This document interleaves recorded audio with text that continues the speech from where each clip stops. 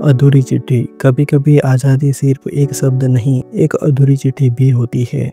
सन 1942 का साल था। गंगा किनारे बसा छोटा सा गांव रामपुर। हर सुबह तिरंगे की तरह सूरज उगता और हर शाम किसी न किसी घर से विदाई की सिसकियां उठती।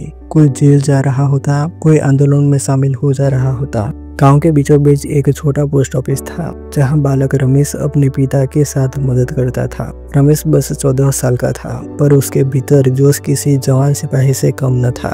एक दिन एक घायल जवान वहां आया। बेटा, यह चिट्ठी अपने गांव के किसी भी देशभक्त तक पहुंचा देना, कहकर वो जवान रमेश के हाथ में एक खून से सनी चिट्ठी थमा गया और अगले ही पल उसकी सांसें थम गई। रमेश कांप उठा। चिट्ठी पर लिखा था भारत छोड़ो आंदोलन और नीचे लिखा था जागो, समय आ गया है। गांव में उस वक्त अंग्रेज सिपाहियों का आतंक था। किसी ने भी आंदोलन का नाम लिया तो सीधे जेल या गोलियां। और रमेश ने तय किया, अगर ये चिट्ठी नहीं पहुंची तो उस जवान की कुर्बानी अधूरी रह जाएगी। रात के अंधेरे में रमेश खेतों से होकर नदी पार कर अगले गांव पहुंचा। हर कदम पर मौत का डर था, लेकिन उसके कानों में बस एक आवाज गूंज रही थी, भारत छोड़ो।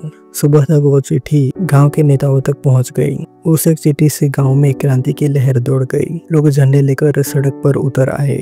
वंदे मातरम, भारत माता की जय। कुछ दिनों बाद अंग्रेजों ने कई लोगों को पकड़ लिया। रमेश भी उसमें था। उसके पिता रोते हुए बोले, बेटा तू छोटा है, माफी मांग ले। रमेश मुस्कुराया, पिताजी मैं चिट्ठी पहुंचा चुका हूँ, अब बस आजादी पहुंचना बाकी है।